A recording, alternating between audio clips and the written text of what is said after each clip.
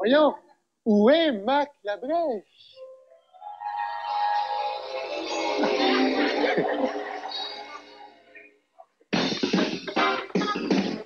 Bonjour, Mac!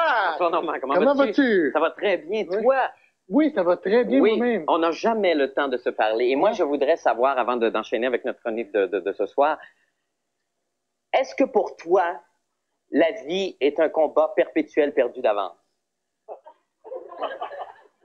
On va enchaîner avec le sujet de cette semaine. On va parler cette semaine de parachutisme, un sujet, une activité familiale où la qualité de plein air prend alors toute sa dimension. Alors, si vous voulez, on va commencer par essayer de définir, si tu veux, Normand, ce qu'est le parachutisme. Alors, le parachutisme, selon le petit dictionnaire, correspond à la pratique du saut en parachute. Maintenant, si on va aller un petit peu plus loin, le parachute est une coupole hémisphérique qui sert à ralentir la chute d'un corps dans l'atmosphère, généralement largué d'un avion, dans un grand cri. Alors, pour ce qui est de l'origine du parachutisme, bon, certains orientalistes ahuris prétendent que les Chinois seraient à la première pratique du saut en parachute pour les aider à digérer leur fameux number 244, surtout dans la province de Sichuan.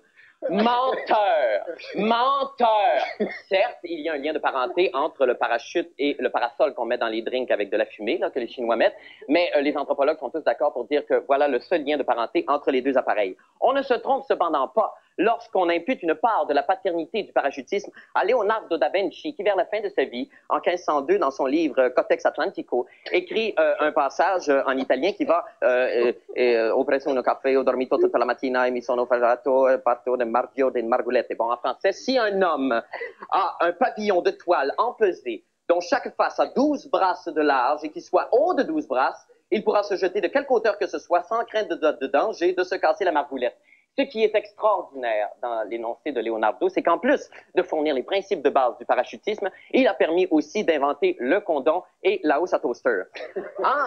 En 1617, il faudra attendre un siècle plus tard, oui la caméra, il faudra attendre un siècle plus tard, en 1617, pour assister au premier saut en parachute qui a été exécuté par un brave monsieur, un évêque vénitien du nom de Fausto Verenzo, un merveilleux fou qui était monté en haut du Sestiere de Castello, qui est une tour sur la Piazza San Marco de 10 mètres de haut, et qui s'était jeté en bas, harnaché à une espèce de toile rectangulaire. La pratique a eu tellement de succès auprès des paroissiens que les diacres et les sous-diacres des diocèses voisins ont dû rivaliser d'audace, d'imagination et de cascades périlleuses pour rentabiliser leurs églises.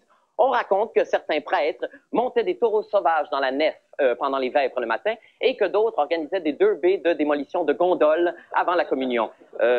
Par contre, le clergé italien rapporte une perte de 39% de ses prélats dans des accidents mortels durant ces années casse-cou. Depuis lors, le parachutisme, évidemment, s'est beaucoup raffiné, sophistiqué. Dans les hauts faits de l'ère moderne du parachutisme, il y a de quoi être fier. Il y a un petit Québécois du nom de Jean-Pierre Pétro-Blanchette qui, le 10 septembre 1972, a battu un record mondial pour le nombre de sauts consécutifs exécutés à l'intérieur d'une période de 24 heures. On parle de 232 sauts. Pas des farces, hein? 232 sauts. À l'heure actuelle, encore, autour d'un périmètre de 250 pieds autour du point de chute de notre héros, on retrouve encore des restes de la pizza qu'il avait mangée la veille. Si on parlait rapidement de l'utilité du parachute, le parachutisme n'est pas qu'un exercice pour maniaco-dépressifs ou suicidaires en manque. Il sert aussi à sauver des vies humaines. On pense à, si on fait le bilan des 2 dernières guerres mondiales, qui est un très lourd bilan, 68 millions de femmes, d'enfants et d'hommes morts, soit civils ou militaires. Si ce n'avait pas été du parachutisme, il aurait fallu ajouter une bonne dizaine de personnes à ce triste bilan. Maintenant, nous allons passer rapidement sur la pratique. La principale pièce d'équipement du parachutisme est bien sûr l'avion. Bien sûr, on peut toujours se jeter en bas de sa mezzanine à NDG de son condo en criant « Youpi » plusieurs fois, mais l'exercice à la longue risque de devenir lassant et un parachute dans un condo, même à NDG, prend beaucoup de place. La deuxième pièce d'équipement la plus importante est, bien entendu, le parachute. Il en existe 3 sortes, rectangulaire, circulaire et clitoridienne.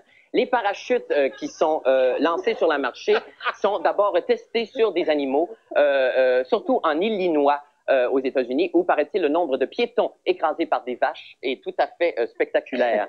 Enfin, la 3e pièce d'équipement la plus importante est le terrain d'atterrissage, qu'on choisira évidemment pour amortir le choc, spongieux et gorgé d'eau. Maintenant, comment savoir si un terrain est hydrofuge, ben, il suffit de regarder et de chercher s'il y a des grenouilles. Et maintenant, pour la 3e semaine consécutive, et à la demande générale, je vais vous faire ma célèbre imitation de Yolande. Ma grenouille a l'air bête. Alors, callons donc la batracienne. Yolande? Yolande?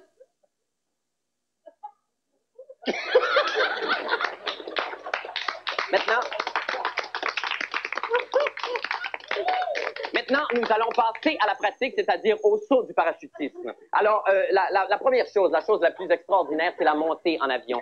Quand ça se passe en avion, c'est-à-dire que là, on se sent finalement, merci Normand, on se sent finalement rempli de belles images et on s'imagine qu'on va être un peu comme Icare, cet homme mi-homme, mi-dieu qui s'approchait de l'éternel. Et à mesure que l'on monte, on continue à monter et là, on espère rencontrer peut-être, lors de sa prochaine chute, sa tante Pauline, avec une petite arc installée sur un cumulus qui va jouer son refrain préféré de Pied de Poule et avec qui on pourra communiquer. Et là, à l'altitude de 25 000 pieds, le pilote vous fait un signe et vous vous jetez dans le vide.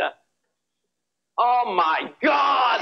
Oh my God! Oh my God! Et là, vous prenez la petite corde et vous tirez. Oh my God! Et entre l'orgasme et la peur de la chute, vous vient cette question stupéfiante dans l'esprit. Combien pesait le Christ à la naissance? Merci beaucoup, Normand. À la semaine prochaine.